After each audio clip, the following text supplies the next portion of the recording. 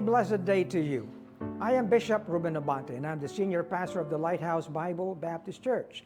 I'd like to invite you now to be with us as the message of the Word of God is preached from the pulpit. I'd like to turn you over now to our Lighthouse Coming Together, and I pray that you'd be blessed with the message.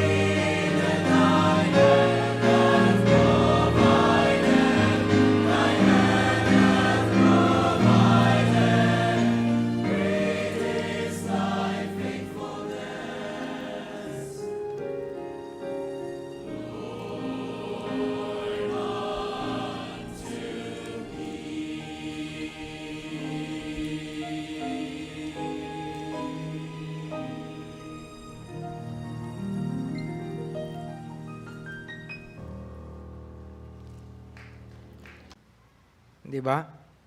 Okay. Now, the book of Romans, especially chapter 12, the whole chapter, has been the basis of the structure of our ministry. I'd like every one of you to get to always read the whole of chapter 12. Amen? There are many chapters in the Bible that would be good for us to always read. You're listening? For example, Romans chapter 8 should be a chapter that we all should love. You remember Romans chapter 8? Ha? Anong sinasabi ng Romans chapter 8? There is therefore now no condemnation to them which are in Christ Jesus. And how does Romans chapter 8 end? How does it end? It ends with the verse, nothing shall separate us from the love of God, which is in Christ Jesus our Lord. Amen? So, if you have uncertainties, if you have questions in your heart, lalo na hindi lang ikaw, lahat tayo, it is good to always go back to Romans chapter 8 and put all those truths to our heart. Amen? Now, last week, no, if you were keen about what we preached last week, do you still remember? Huh? I think it was for the first time that I did an exposition on Romans chapter 9, 10, and 11. Correct? No?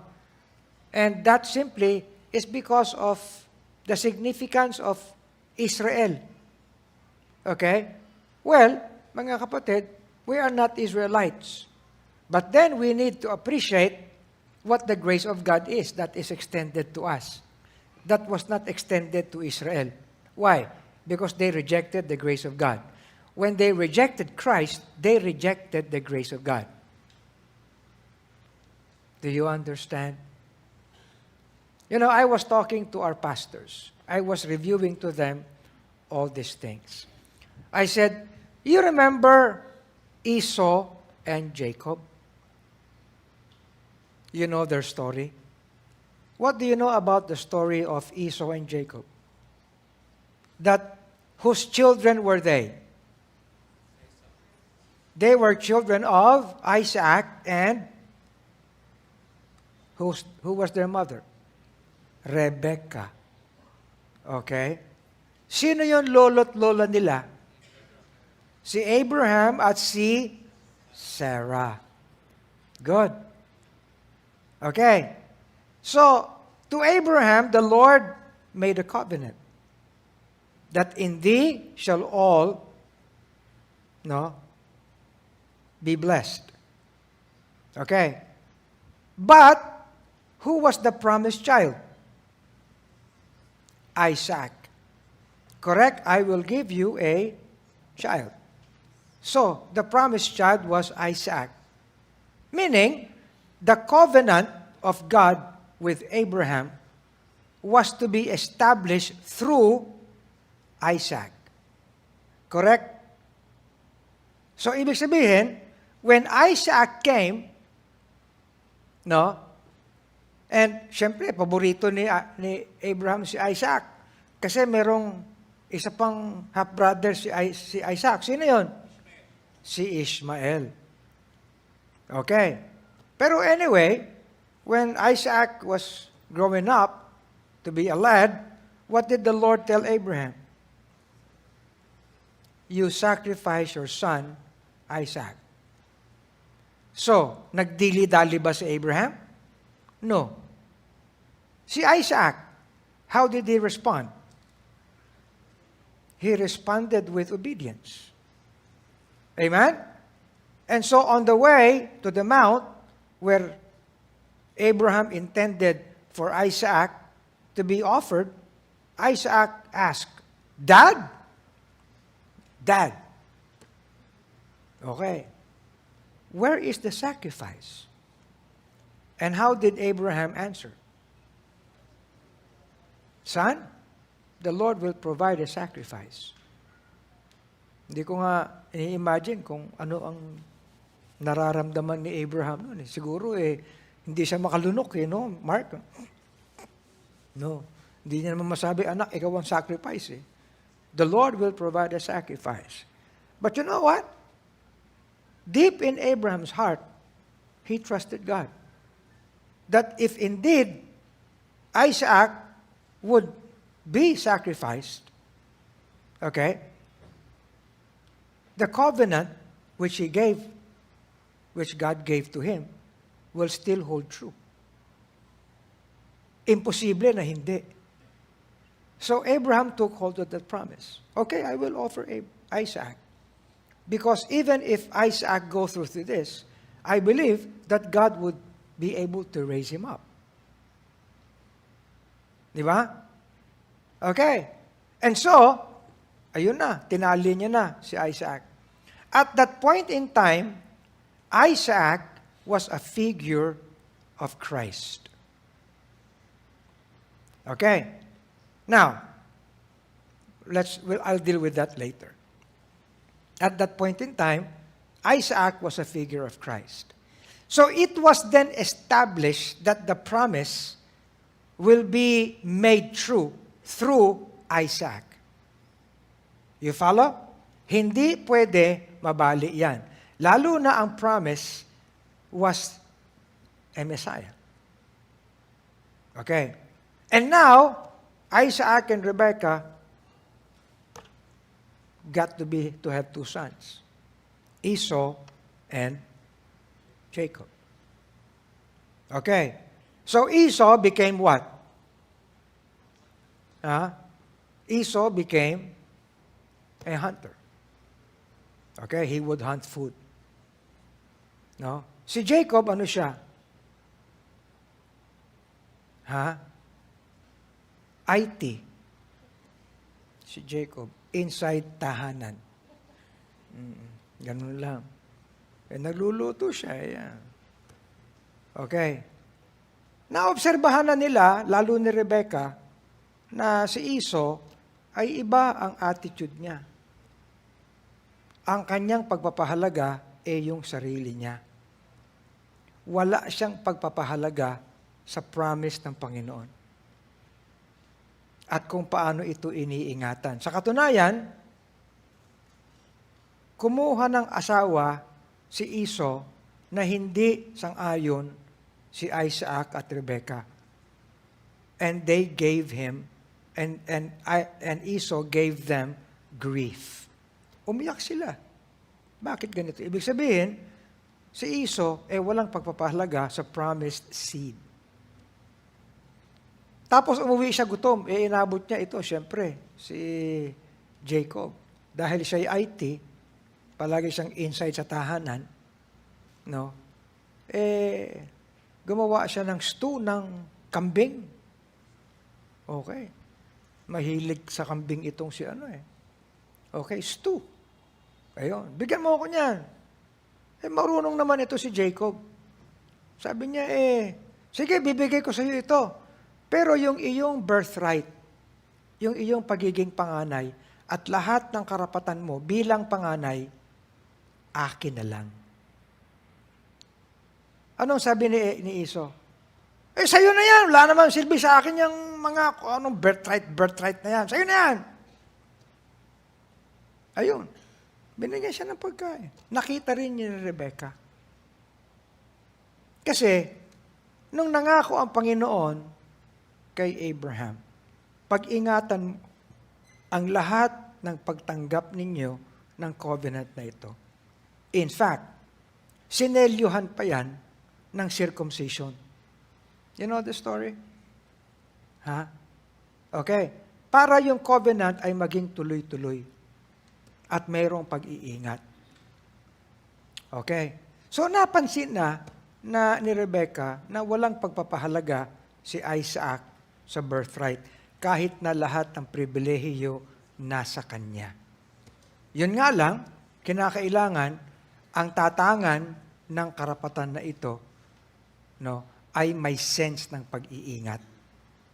You understand? Nakita yon kay Jacob. Dumating na yung time na si Isaac, matanda na, malabo na ang mata. Wala pang optometrist nun Okay.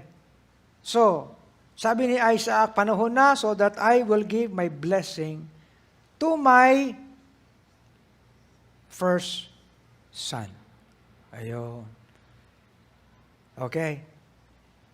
Anando doon si Jacob. Sabi ni Rebekah, lutuan mo yung papa mo. Pagkatapos, pagbigay mo nung paborito niyang stew. Okay? Ganon din yun Yung gusto ni Esau, yung gusto rin ni Isaac Magaling talaga magluto itong si Jacob. Anyway, sabihin mo na ikaw si Esau. Ayun na nangyari. Bottom line, nakuha ni Jacob yung blessing.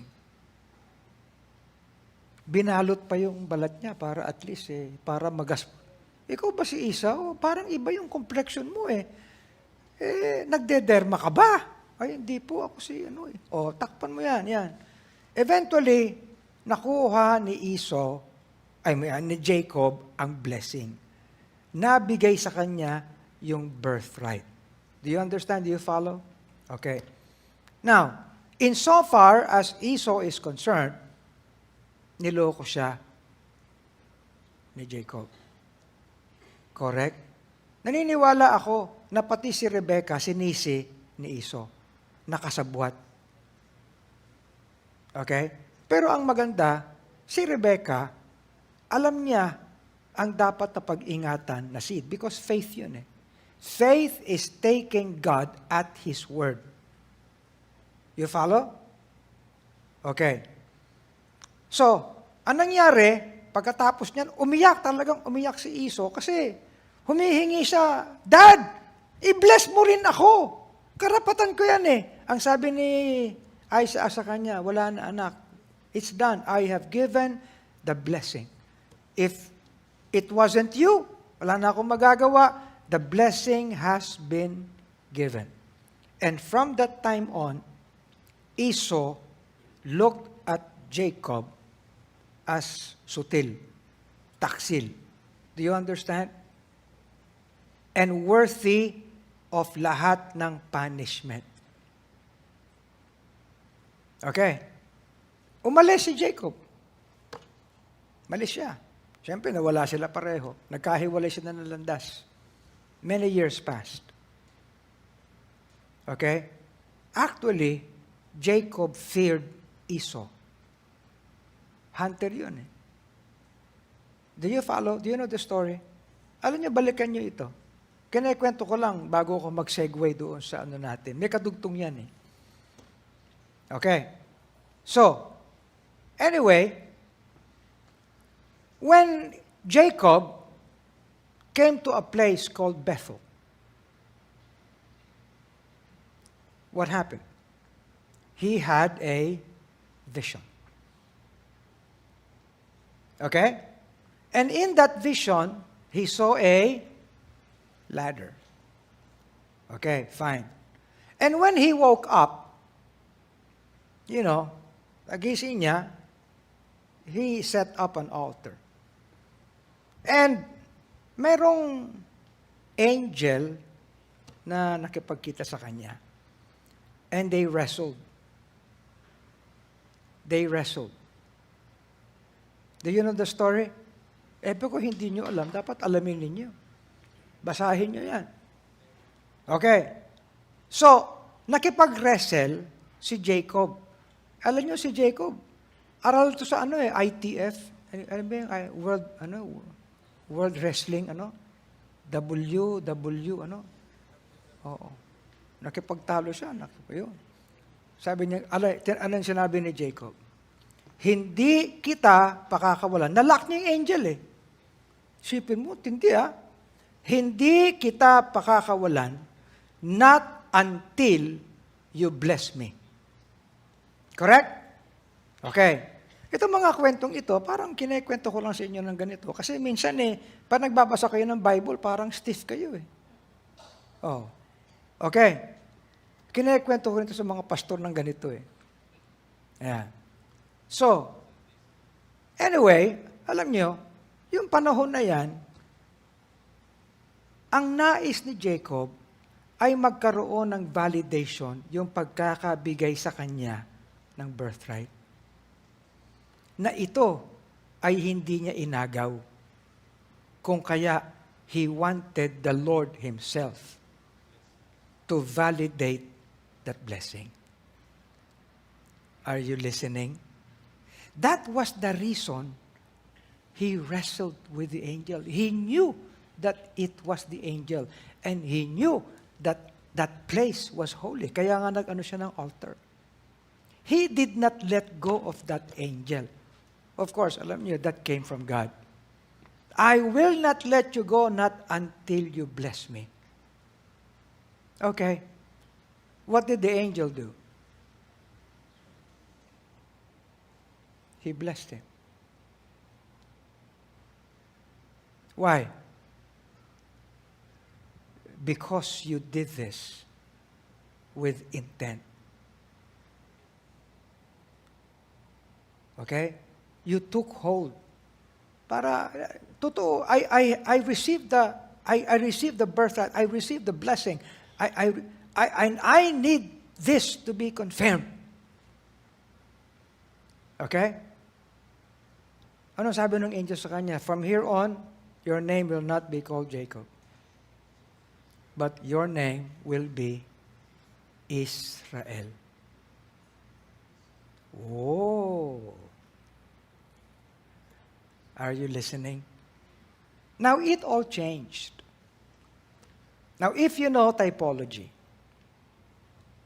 figures, back during the time when Esau and Jacob were still getting that birthright, they tried.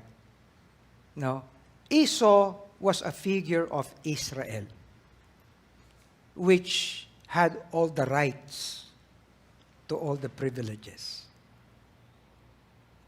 Okay? Jacob was a figure of the Gentiles.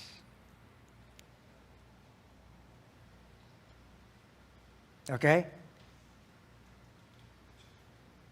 Not rightful of the privilege. But then the Lord said, Jacob have I hated, Esau have I hated, but Jacob have I loved. So, Paul said, is this an issue of unrighteousness of God? No. It's rather an issue of mercy. Ibig sabihin, I will have mercy on whom I will have mercy.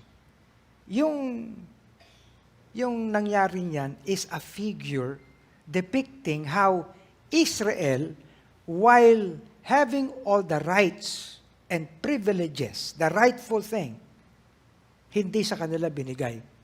But mercy was applied to us, to Jacob. At that point in time, Jacob was a figure of the Gentiles. We were not rightful of this, but it was given to us. Ganun lang yon. Kasi may breakdown ang typology. Okay? But then, when Jacob wrestled with the angel, ayun na. He actually was a type of Israel, a supplanter. Okay. So, anong nangyari mga kapatid? Napakaganda yung nangyari kay Jacob at lahat ng pangako binigay sa kanya. From Jacob, binigay lahat sa kanya. And how many children was born to Jacob? Okay, you know the story. And what happened sa kanyang mga anak? Ayun, lahat sila ay nagkaroon ng mga tribes. You follow? Okay. Until Joseph was sold to the Egyptians. And so, ayun, nangyari. And then they had famine in the land. Okay? Buhay pa nun si Jacob, but they had to seek assistance, sustenance from Egypt, not knowing that Joseph already became the governor of Egypt. And so they were saved. However, that they intended evil, God meant it for good. Okay? So, they were sustained and they were placed in the land of Goshen. And they remained there until Joseph died. And new Pharaohs came. And Pharaohs which did not know Joseph. You follow? But when Joseph died, and they were in Goshen, Joseph told them, I will die. But let my bones not be buried in Egypt. Eventually, when you go, you bring my bones and bury me in Canaan. Looking forward to that. Ibig sabihin, mga kapatid, buhay pa rin yung covenant sa kanila as a nation. But then, ang nangyari sa Israel, sa buong Israel, they remained in Egypt for 430 years until Moses came. You still follow? Ilang libong taon na yung kinover ko sa kwento. Marami-rami na, di ba? Okay. So when Moses came, so ayun, naglagay pa ng mga plagues ang Panginoon. Eventually, ang pinakahuli, nagkaroon ng plague at yung Passover, and they were all emancipated. Okay, Moses led them out. Paglabas nila, they crossed the Red Sea on dry land. Then they got to Mount Sinai. And that was where God gave them the commandments. You follow? Okay. And then, well, nakaabot sila sa bukana doon sa pintuan ng Canaan, but they doubted. Okay? So, what happened? They had to go around the wilderness for 40 years. And nobody among them actually entered Canaan except Joshua and Caleb. Moses saw Canaan, but he was just standing on the mount. It was Joshua who led them inside Canaan. And they possessed the land. Okay? Finally, the land was divided to all the tribes. They possessed the land. And therein, naroon sila, nagsimula bilang bansa. And they grew to be a nation. You follow? Okay. Now, at the beginning, they had only Joshua, and they had the captains, they had judges, okay? They had prophets. But then, the clamor was, wag mo na kaming bigyan ng prophet. Give us a king. You follow? Okay. Ang sabi ng Panginoon kay Eli, sige, give them a king. But, albeit, explain to them what will happen when they will have a king. But they would rather have a king. So, the Lord gave them Saul. Okay? So, ayun si Saul. Lumabas na yung kanilang mga kalaban. Yung mga kalaban nila, mga Philistines. O pagkatapos ni Saul, si David na. Okay? At pagkatapos ni David, si Solomon na. And all the rest of the kings of Judah and Israel. Pagkatapos niyan, up and down sila.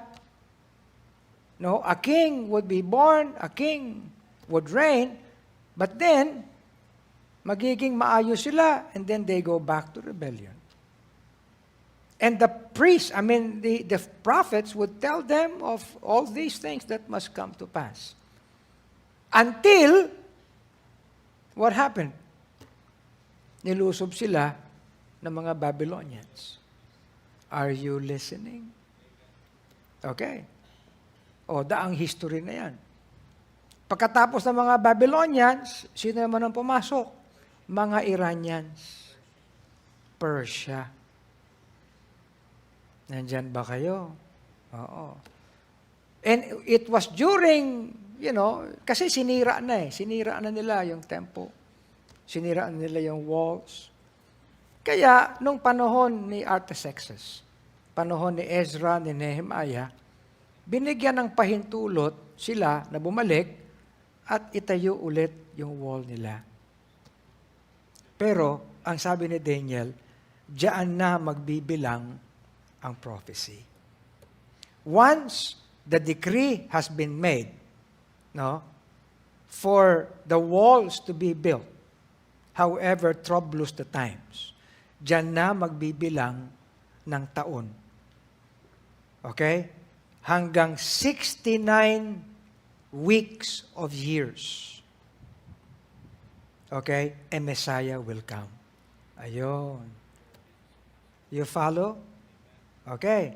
Pagkatapos nito, the Messiah will be there, but He will be cut off. And then magkakaroon ng isang mystery period. Anong mystery period yan? Yan ang grace. Okay. In which, sabi ko, sa period na ito, mga kapatid, mamamalas yung fullness of the times of the Gentiles. That would be the grace of God in us. Why? And why did that ought to happen? Because Israel, who had all the rights to the birthright, rejected the Messiah. Ayun, mga kapatid. Kaya hanggang ngayon, itong fullness of grace is extended to us. Until the time when, the last 7 years will commence. We are not yet during that time. You follow?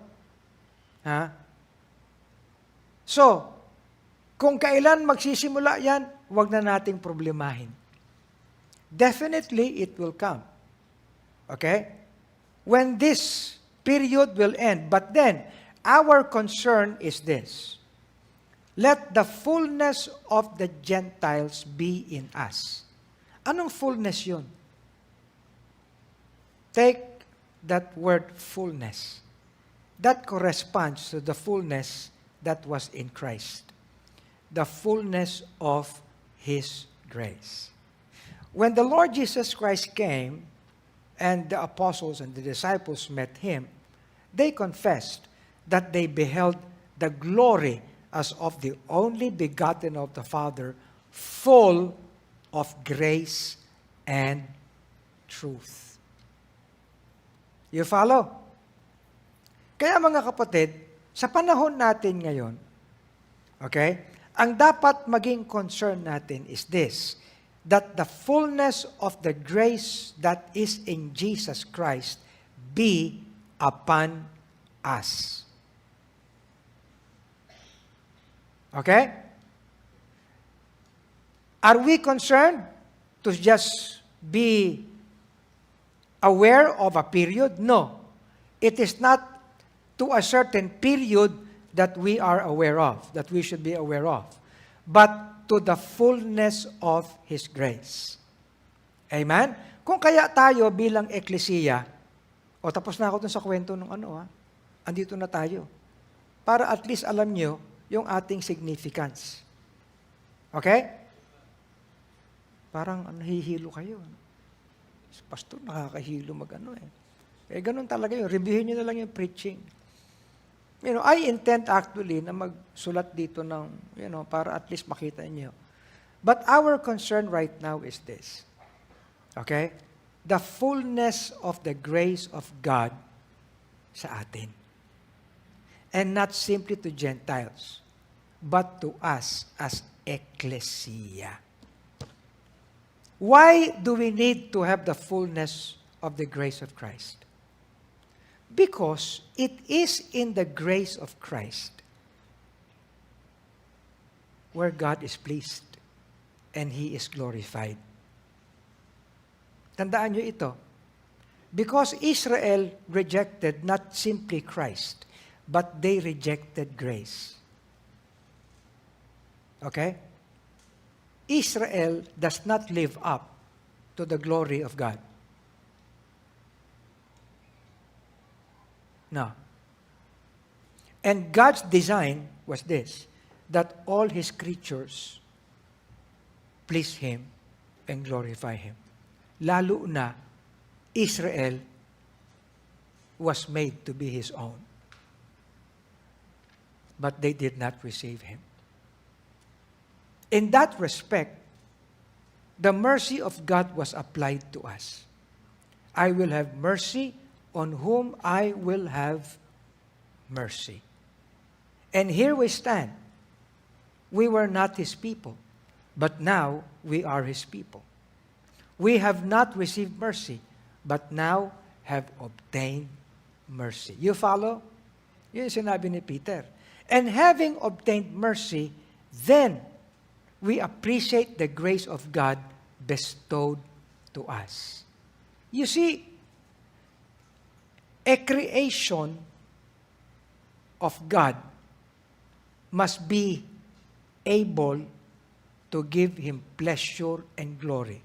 This world as His creation does not. Correct? Wala. Sinabi lang ng Psalmist, the heavens declare the glory of God, and the firmament shows His handiwork. But insofar as God's design is concerned, wala. Kaya tayo ng mga churches, ang kinakailangan may hold sa biyayang ito so that sa pamamagitan ng grace na ito, we can please and glorify Him because that is God's design. He must be glorified. He will not give His glory to another. You understand? But where His own people would not give Him glory, ang ginagawa ng Israel, nagpapakagaling sila sa lahat ng bagay, sa lahat ng technologies, pero alam nyo, hindi naman gayong ang paraan ng luwalhati ng Diyos. Nandyan ba kayo? Kay Kristo yun lahat. All glory goes through Christ. Kaya nga tayo, we are created in Christ. Yan ang ating sitwasyon. Kaya alam nyo, itong pinag-aaralan natin, why do we need to have the knowledge, wisdom, and understanding in having this grace full sa ating lahat? Naiintindihan niyo?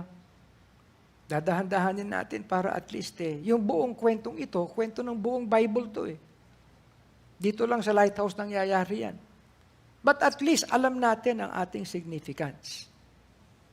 Are we significant before God? Yes, we are. Okay? But that does not mean we can boast against Israel. Yan ang sinasabi ng Romans chapter 11.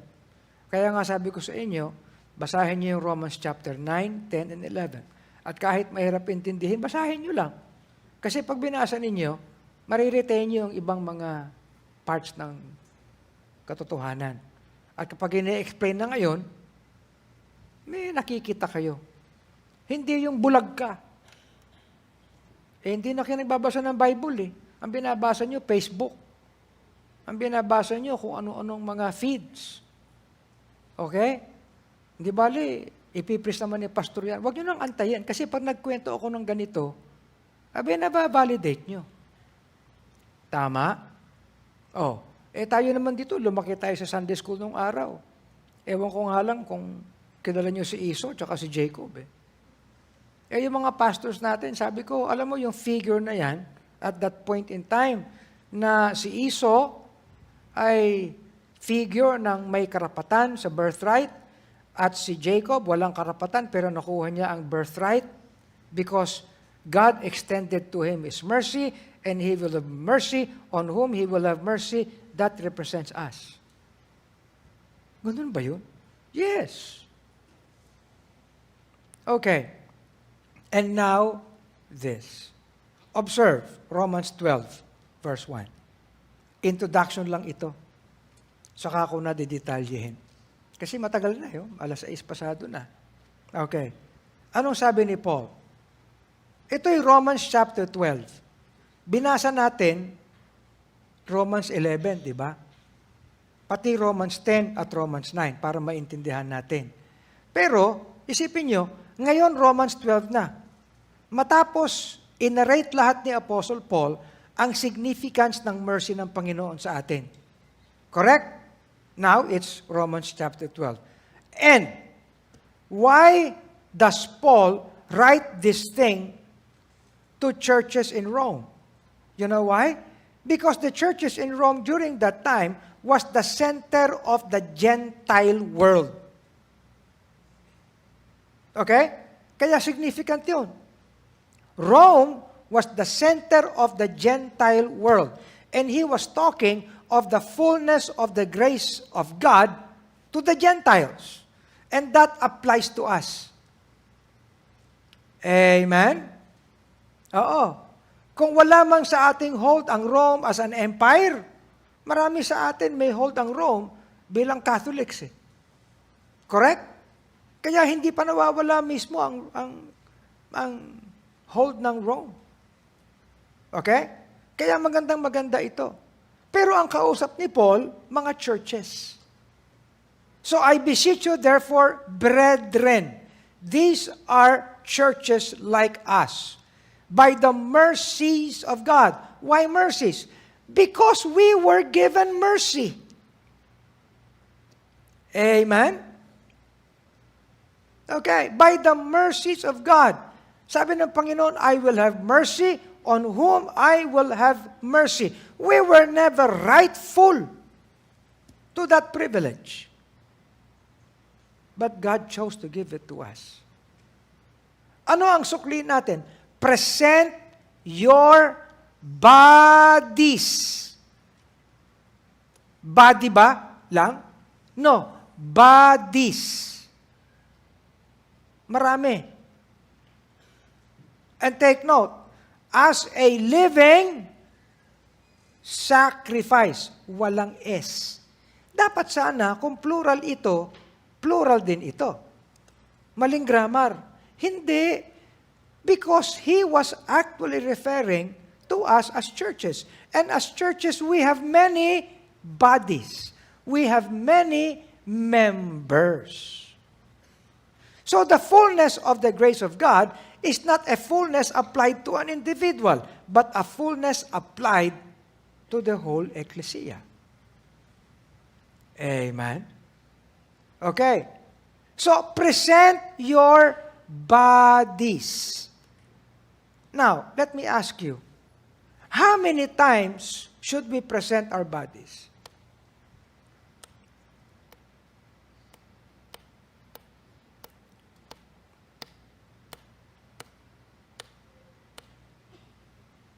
You know what the answer is? Every time. Every time. Every time we come together, every time we do something, we present our bodies.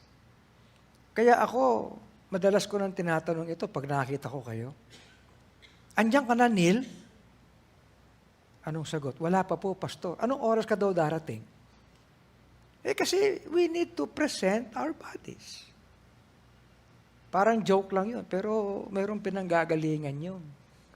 Ang ibig sabihin ko sa tanong na yan, pag nandito ka, nandito ka. Tama? Pag present ka, present ka. Present ka nga, absent ka naman sa utak mo. Absent ka naman sa, gusto mo. Good. So, present your bodies. Nandito na rin lang tayo. Let's be present. Ayun, present. Hindi lang present. You be present. Amen. Praise God. Kung baga, dalawang gamit nito. Present your bodies and make your bodies present. As what? Alam niyo yung maging living sacrifice? It simply means this. Forget about yourself. Correct? Kasi ang pinag-uusapan natin, ministry. Ministering. Ang tanong ko kanina, what do you appreciate about ministry? Ministry is done for others, not for the one doing the ministry. Good? Amen? Oh. Kapag kumakanta kayo para sa sarili nyo? Hindi. In fact, pag meron kang katabi, kumakanta ka para sa katabi mo, para narinig ka ng katabi mo. Pag hindi mo na narinig yung katabi mo, nagsosolo ka na. Mali na yun. Okay. Hindi lang yan, but altogether, being holy. May kabanalan. Okay? And then hindi lang yan, acceptable to God. Mga kapatid, the deeds that we do are not simply the ones acceptable, but we ourselves are acceptable. Kaya nga, as a church, we have been set apart for Him. Okay? And once the bodies are presented, we consider ourselves, as for others, and we present our bodies wholly before God, set apart to Him, and then, acceptable to Him, doon tayo nagsisimula ng reasonable service. You follow? And be not conformed to this world, but be ye transformed by the renewing of your mind. This is all about what is in our minds. Kaya nga, mga kapatid, sa ating mga preachings, palagi natin sinasabi, be reminded of what things we learn. Okay? That ye may be able to prove experientially what is that good, again, acceptable, perfect will of God. Mga kapatid, itong buong ito is knowledge. What we should be. We cannot do what we should do if we do not start with what we should be. Amen. Kaya napakahalaga nito. What we should be. Kaya nga, we need to come to terms. Lahat naman tayo may frailties. Lahat naman tayo mayroong challenges. Lahat naman tayo may difficulties. But let us come to terms with God, not just for our own selves, but for all of us as a church, as ecclesia. You know what? Itong period na ito, na ang prices ay tumataas, lahat tayo damay. Tama ba? Binabanggit lang sa akin ni Robert kanina, nagbigay na ng advisory yung mga supplier nila na magtataas na sila ng presyo. Totoo yun. So, tataas ang presyo ng mga instrumento ng laboratory. Tama? So, pagtaas ng presyo ng mga equipment na ito, ibebenta niyo yan sa mga ospital, anong gagawin ng ospital? Tataas ang serbisyo at singil ng ospital. Kasi i-cover nila yung binili nila eh. Hindi naman pwedeng wala silang equipment. Tama? Correct? Oh. Ano mangyayari? Aangal ngayon ang mga mauospital. Tataas na naman yan. Correct? Ha? Ang TGP may advice, nako, dapat mura ang gamot sa TGP, di ba, compared to ano. Pero magtataas na rin. Isipin mo, kami na lang ni Ray Kalingasan ang hindi tumataas. Oh. Di ba? Pero anong gagawin natin? Kaya the fullness of the grace of God, mga kapatid, dapat mailatag natin sa lahat. Pastor, matatapos ba ito? Hindi ko alam. Pero kahit di ito matapos, sigurado, church pa din tayo. Hindi naman tayo matatapos maging church eh. And we actually need to learn how to be church, however troublous the times may be. Amen. Whoever would be there. Sino man ang maging presidente, pambihira, of all times. Diba? Ngayon, yung issue ng presidential Pambihira, pinag-uusapan, maagang maaga. Mabuti na lang, panalo si Alex Ayala. Di ba? Believe ako dun eh. Oh, pero anong gagawin natin? When bottom line, reality is reality. Pinag-uusapan nga namin kanina, itong lugar natin, may aircon tayo, may ilaw, ginagamit natin. Ang susunod dito sa isang buwan, bill. Tama? O, paano gagawin natin? Di ba? Magtataas lahat yan. Ang maintenance natin, tataas. You see? So, anong gagawin natin? Ito. So, we need to understand what we should be. Unless we already have a settlement as to what we should be, then we can begin to have wisdom how we should be. Amen. Pero saka na yun.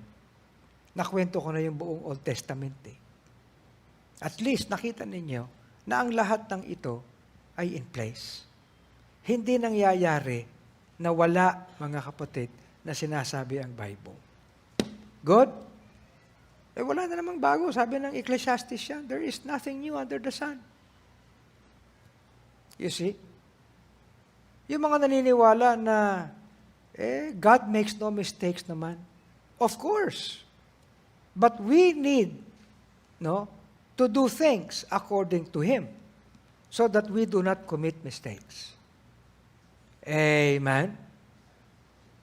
Alam niyo ba, tamang-tama ito na yung ating Olgo, have you ever wondered, bakit hindi tayo nag-Olgo ng March 26? Abay, isipin mo kung March 26 tayo mag-uolgo, ano presyo? Tama? Oh, alam ko ba yun? Hindi. Okay? Ito, tandaan nyo. Had it not been that all the while, we have been telling everyone, let us just please God. However, you do not understand what happens. Our concern is according to God's grace in us, let us endeavor to please God in every work. Amen? Di ba sinasabi ko yan? And everything will come to place. Okay. Nagtayo tayo ng Lighthouse Manifold Grace Center. Okay?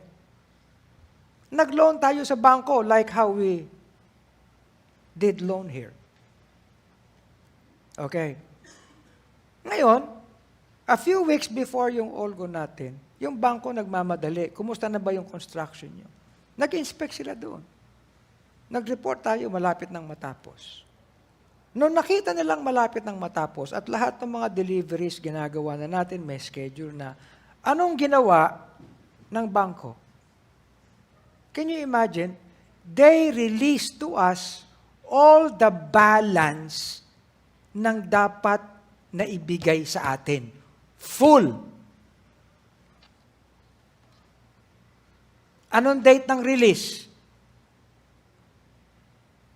Anong date ng release? Mili. February 27. February 28, boom! Pumutok ang gera. Nagdesisyon ang bangko, tigil lahat ng mga loans.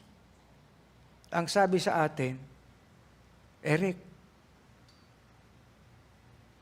ang bless nyo naman. Bakit? Lahat ng mga loans, tinigil ng bangko eh. Nirelease lang sa inyo.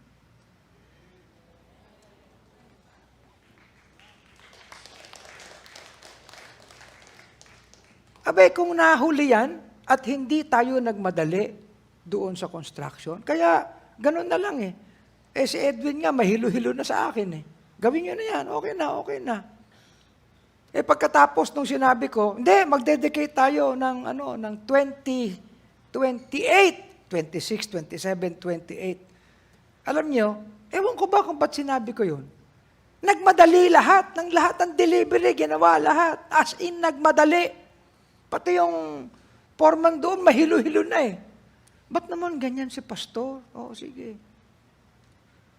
Yun pala, mangyayari yan. Abi, iniisip ko ito eh. Panginoon, this was not our making. Lahat lang ng ginagawa natin, tinuturo natin how to please you. Correct? Have you ever wondered how we go through the All Lighthouse Grand Homecoming? Have you ever wondered how we were sustained? I cannot imagine. Pero tapos na eh. Tapos na.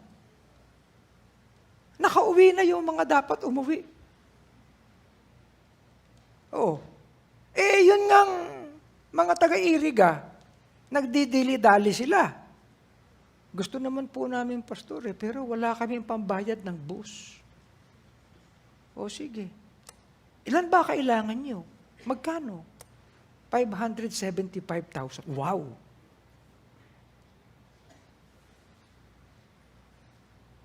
O sige, sabi ko, Mili. Ito si Mili. Pag tinawag ko, Mili, pastor, meron ka bang pagdudukutan dyan? Bakit, pastor? Bigyan mo ng kalahating milyon ang Iriga. Yung sabi nilang 75,000, bahala na sila. Basta pumunta sila. Binigyan natin. Dito sila natulog, 3 gabi. Natapos na. Nakauwi sila. Bayad lahat. Tama? Pambihira. Yung retention ng WTC, binalik na. Meron pa tayong kukubrahin sa kanila. Ako hindi ko maintindihan. Privilege ba tayo? Hindi. We simply do the things that we understand by God's Word that pleases Him. That's it. Mga kapatid, maraming mga pastor ngayon, ang preaching nila, do's and don'ts. Do this, do this, do this, do this. Di ba? Simple lang sa atin. Do this. And God will take care of the rest. Amen. Sabi ganyan ng isang pastor, Pastor, tulungan natin ang Israel. Meron ka bang missile dyan? Bihira. Ano, tutulong mo dun? Let Israel answer to God as a nation. Israel is not a church. They are not an ecclesia. Tayo yan. And we have been the object of God's mercy. And for how we have been made objects of His mercy and love, and having given us His grace, then let us steward that at face as faithfully as we can. Amen. Yan ang message. Itutuloy natin ito. Maganda ito. Amen? Let's stand and pray. Heavenly Father, thank you. Lord, teach us. There are many things, Lord, that happen in this world, that they happen to us. We never understand why they need to happen. But Lord, we actually do not need to ask why they happen. Because whatever happens, your word says that if we take hold of your word and keep your word and live according to your word, then we would be like the wise man that builds his house upon a rock. And the winds came, floods came, rains came, but that house remained standing strong. Let us be that way, and all because we care to do everything that pleases you. Make us, dear God, we are your people. Lord, we acknowledge that we are here, not because of ourselves, but because of your mercy, your love, and your grace. And we have nothing else to do but to respond with gratefulness and with dedication, dear God, and with the diligence, Lord, according to your word. Cleanse us. Make us right before you. Let us be willing to present ourselves, our bodies, for whatever we have. Education maybe, training, degrees, privileges. But let us present our bodies as living sacrifice together, holy, acceptable to you, which actually, dear God, is the start of whatever reasonable service we may do. Make us to be what we should be. As every head is bowed, every eye is closed. Thank you for joining today's The Pulpit. We hope you were greatly blessed by the preaching of God's Word. We would like you to have that personal experience of salvation by accepting the Lord Jesus Christ. And by doing this simple prayer, you can accept Christ in your heart. Our dear Lord and Heavenly Father, thank you for the opportunity of salvation. I know I do not have the capacity in me to save myself from the damnation of sin.